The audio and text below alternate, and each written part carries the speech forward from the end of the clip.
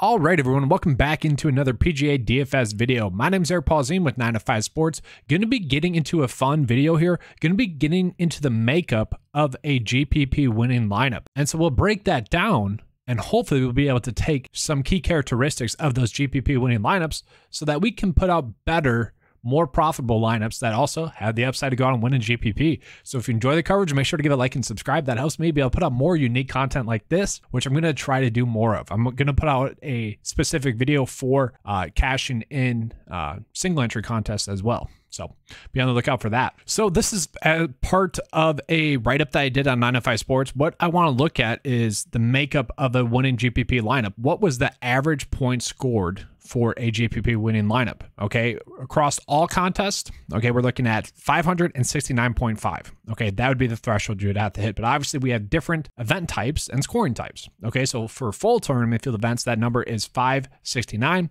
For no-cut events, 575, so slightly more. Where we see the biggest difference is going to be in the scoring type. Easier scoring events, we're going to have, well, higher scoring GPP winning lineups. That just makes sense. There's more birdies, less bogeys. For hard scoring events, that number is significantly lower. And actually, the unique thing about it is hard scoring events are actually lower than the minimum price it is to cash in a GPP and easy scoring events. Just something unique there. And then harder scoring events, the number is, or normal scoring events is going to be 616. Okay, so just a good thing to gauge when you are making your lineups. Okay, if you're using the 9 to 5 lineup builder to like look at the projections of your lineup, or maybe using a lineup optimizer, you can go ahead and see, all right, these lineups are out because they're not meeting kind of the average of that characteristic of that tournament. Okay, so that's just one thing you can go about looking at. All right, so what goes into a winning GPP lineup? Okay, we're just going to look at that. We're looking at all total players in the lineup. I will go through and look at player by player because I think that's going to give us some unique data points to go off of. So right now we're just looking. The average salary is going to be $4,963. Okay, so about $400 are going to be left over for your build. The average total ownership is 67%, not too crazy. Average model rank around 35, not too crazy as well. Average betting odds 76. Average make cut percent, this is very high. This was actually shocking to me, 68%. A little bit shocking there. Of course, history ranks pretty high. One thing that I want to point out, a lot of golfers in GPP winning lineups have at least 2 starts, and that's pretty good at a tournament over the last 4 years. That's pretty good. Recent form, not as big of a factor as I would have thought. Specialist data, not as big of a factor. The key stats that do pop up are going to be stroke gained tee to green, go figure. Birdie or better percentage, go figure. And par 5 scoring, go figure. Those are always going to be the top key stats. That's just how it goes. Okay. So now, yes, just looking at those stats individually or as a whole is not going to help us that much. So that's why I want to go through and go ahead and look at it player by player. And what I mean by that is if we look at player 1, where did people start out their builds with? Okay, that's what we're looking at. So player 1 in GPP winning lineups, the average salary was 10.3K on DraftKings, okay? And a majority of those players came out of the 10K price point range. Very interesting. The average model rank of those players is 4.8. It's a very high number, okay? We can see 64% of them were top 3 and 81% of them were top 5. Only 13% of them fell out of the top 10 in the model. Okay, so just by playing good players, you're already setting yourself up for success with player 1. People are starting their GPP winning lineups out with good players. It just makes sense. Okay, average make cut is high.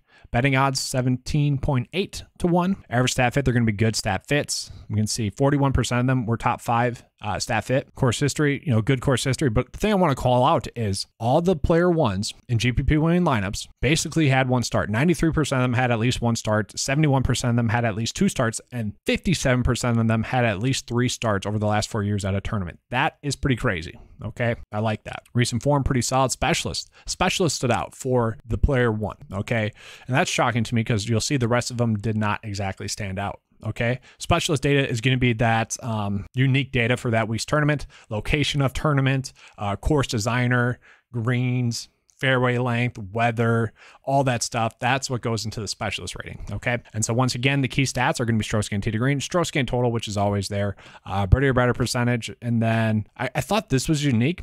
29% of the player 1s ranked top 5 in par 5 scoring, or top in par 5 scoring as number 1 player. That is crazy. Okay, so that's also a key stat. I want to call it that they are pretty chalky. So people are able to identify which are the good players and they're chalky, okay, because they're a good player. That's going to be the exact same case for player 2 in GPP winning lineups.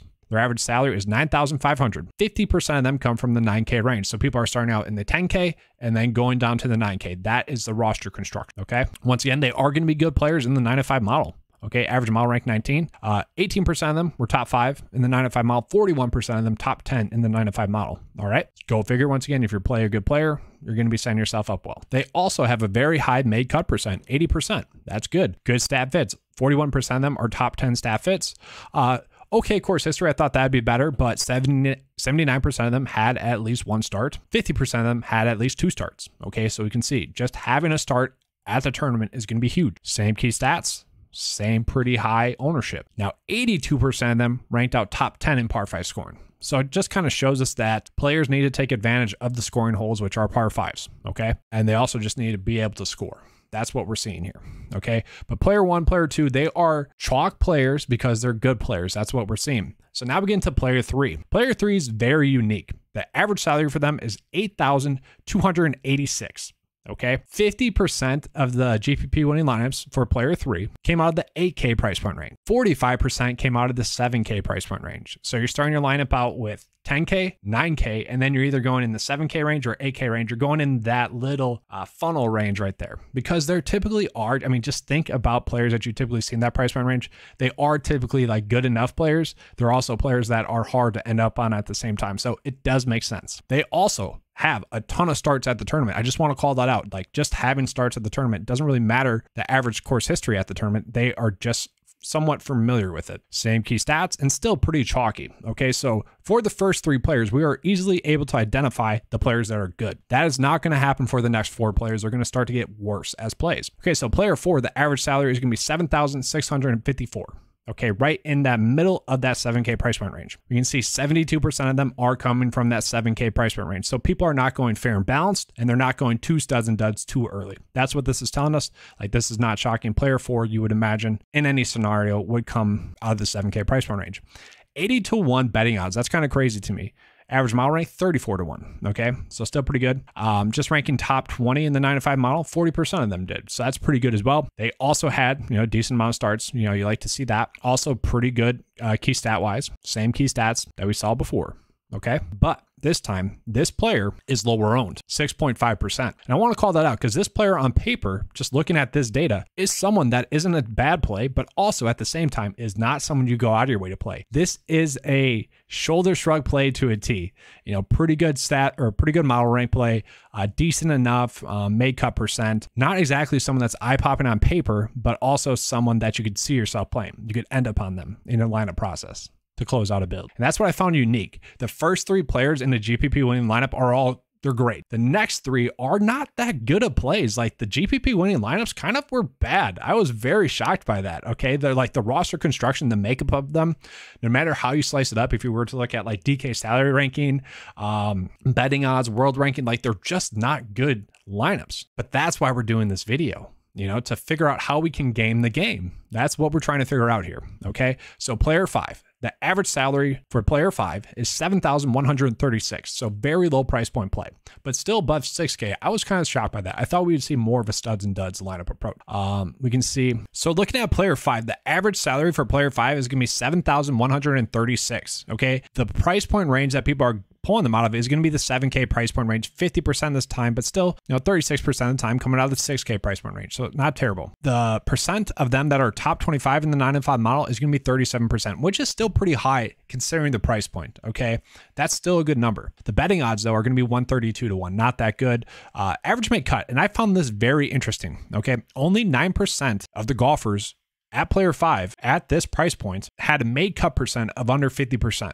So players that had a made cut percent of over 50% were in GPP winning lineups. That is kind of shocking to me. Okay, so that would be something you could filter by, is by eliminating the players that are not going to make the cut. Dropping that to below 50%, you can eliminate a decent chunk of the field. Also, this is the lowest amount, but the average starts at a tournament for this player, 1.3.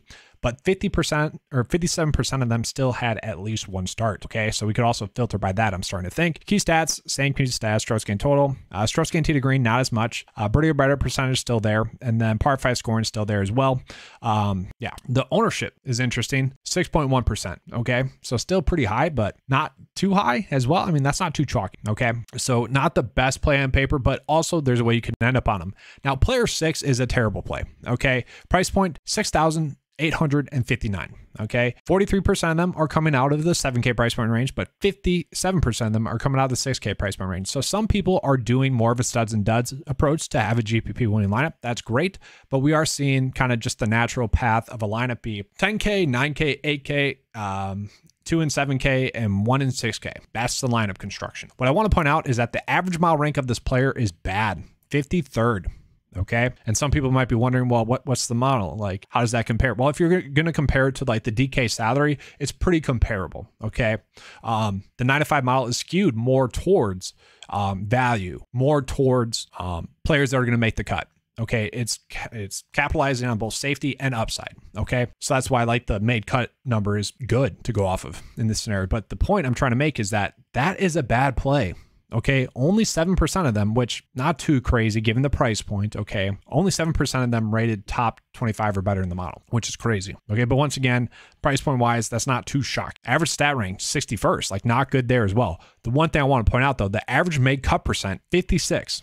Okay, and about 9% of them were under that 50% likelihood to make a cut, but that was 2 of them at 49%. The rest were over that. That is huge. That is crazy. So you can cut the fat off pretty easily here. And once again, they had a decent amount of starts. 79% of them had at least one start. Good stuff there. They actually ranked out pretty well in effective total driving. Okay, that's just looking at, instead of fairways hit, we're looking at fairways hit or first cut fringe, basically. Good drive percentage, kind of same thing. Birdie or better percentage still popping up. The 200 plus stat was surprising to me as well. That was popping up as well. Strokes gained total still pretty high. But once again, like calling out how bad of a play they are, 25.5 in strokes gained total. Like that's not good either. Okay. But they are still pretty high owned, which was kind of strange.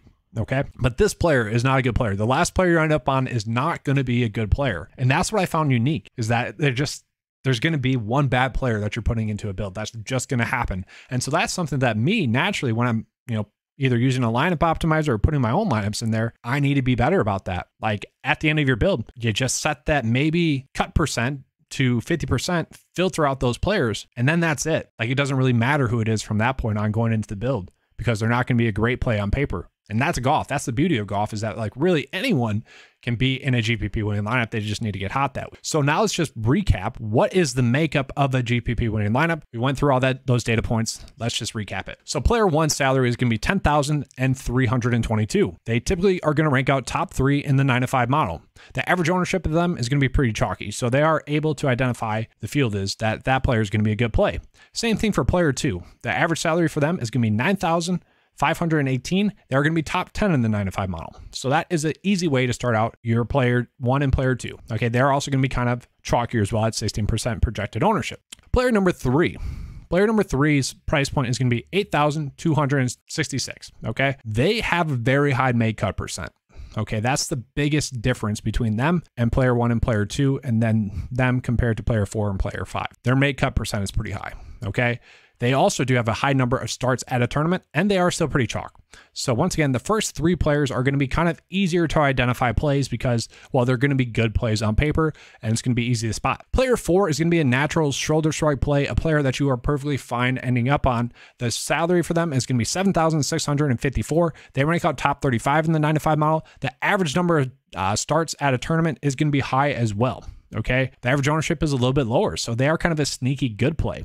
Probably someone that would pop up on the 9 to 5 ownership leverage tool. Okay, now player 5. Player 5 is not the best play on paper. The average salary for them is going to be $7,136. 91% of them, though, did have a made cut percent of over 50%. So we can filter by that. That's going to be huge. The average ownership is going to be 6.1. For player 6. $6,859 are their salary. They also had a pretty good made cut percent. 79% of them had at least one start. That's great. But yes, they're going to be a bad player on paper as well. And then just roster construction takeaways, ways to filter it down by. Okay, 80% of golfers in lineups had at least one start. Okay, so you want to be looking at golfers that have at least one start. That's basically it. Chalky plays on the top end are good. You want to look for that, but less chalky plays on the lower end are going to be the ones that go out and play well. Key stats are going to be birdie or better percentage, strokes gained tee to green, strokes gained total, and par 5 scoring, which is true basically every week. Okay. The roster construction is going to be one player from the 10K range, one player from the 9K range, 3 or 2 players from the 7K price point range. And if you don't go with 3 in the 7K range, then you are going with 1 in the 8K range. And then you're also having one player from the 6K price point range. On average, you're leaving $400 left over on your lineups. And then in the next video, guys, I'll just touch on this real quick. I'm going to go into the roster construction or the makeup of a winning lineup in cash contest. Okay, we have all the data for cash contest as well. So I'll be touching on that as well. Kind of going over the same process, but slight movements we can make to improve our lineup process for that as well. But that's all I have for you guys for this video. I thought it was a fun one, kind of a unique one as well. Ways in which we can go about making better GPP lineups. Okay, where we're really just worried about not even the ceiling. We're worried about making a lineup that kind of ends in a bad way. Like that's the strange part. Okay, and that's the unique part as well. Now, yes, you can still get better lineups by focusing on the best plays. That is going to be true. Okay. The reason you're wondering is like, okay, well, why are we ending up on lineups that have maybe bad players on the bottom end? Both DraftKings and FanDuel got so much better this past year with their pricing. Okay, they got better at projecting golf. So there's no longer the obvious free square anymore, which that's why I was excited to like game the game. Okay, so that's part of the lineup process as well. Hopefully you guys enjoyed this video. Hopefully you guys got something out of it. I know it was fun. I know I'm going to use it going forward this season in 2023. But that's all I got for you guys. If you enjoyed the video, give a like and subscribe. And as always, guys, let's keep cashing.